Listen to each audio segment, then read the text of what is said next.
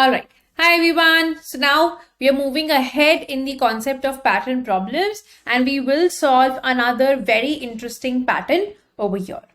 So it goes by the idea that let's say you're given again in this case, assume that the value n that will be given to you, it is always going to be odd. Okay. So for example, the value of n is equal to 7. So in this case, the output should be this.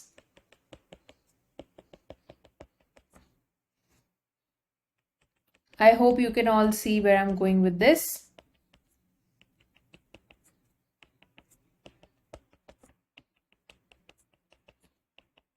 Okay, so this is supposed to be your output. For example, if I give you the value n is equal to 5,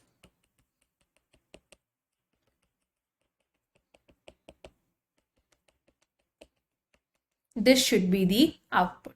Okay, and now you have to solve this. Again, we have learned the trick already so far is always to create a grid.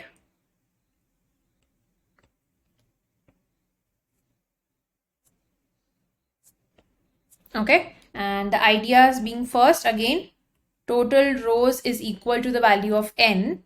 The second idea being over here that you have first spaces to print over here as well, and after that you would have stars to print. Okay, the third idea being over here that for the first half and the second half, here also there is this first half and the second half thing, where for the first half you start with spaces equal to n minus 1. Now here you remember there was a previous problem that happened where it was n minus 1. Here it won't work like that.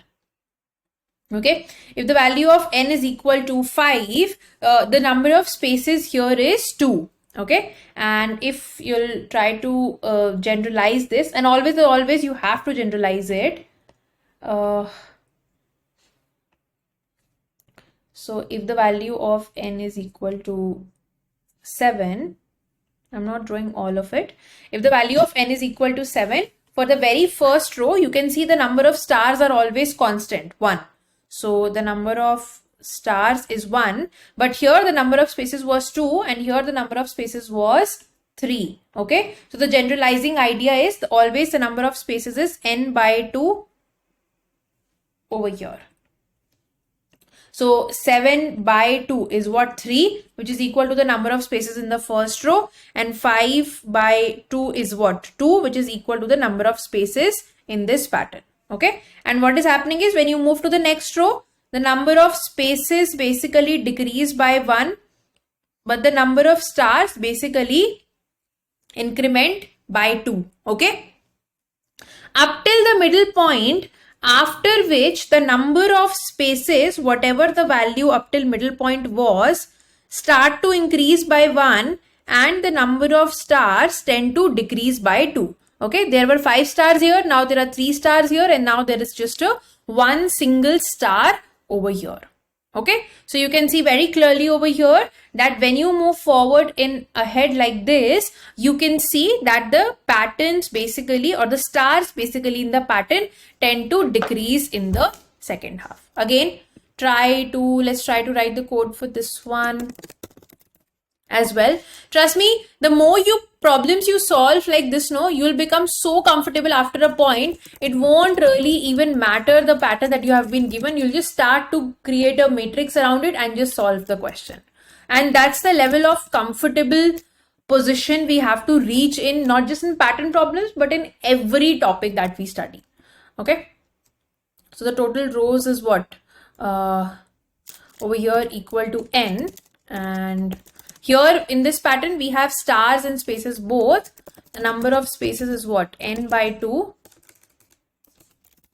And the number of stars, we always start with 1. Now we run a loop. Int row is equal to 1. Row less than equal to t rows. And then you total rows plus plus. And then what you do is you work for the current row and then you prep for the next row.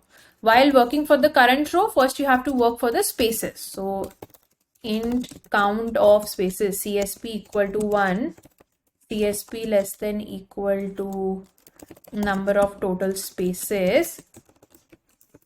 Okay, and then you just print the space. Next, you do the same work for stars now. You start with the very first value CST equal to 1 and you have to print as many stars as equal to the stars variable. And then you have to print the star. Now for prepping for the next row, first you have to take the cursor to the next row.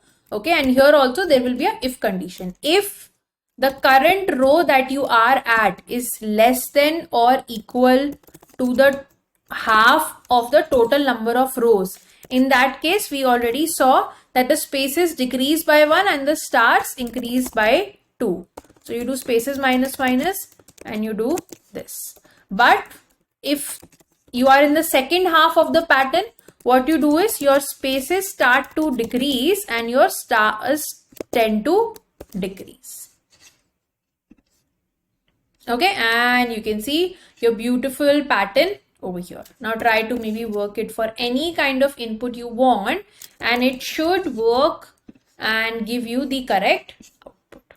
Okay, and this is what the expectation is. You will see in these questions, I'm not using any advanced logic. Basic if conditions and for loops and variable initializations over here help me to solve all of these pattern problems.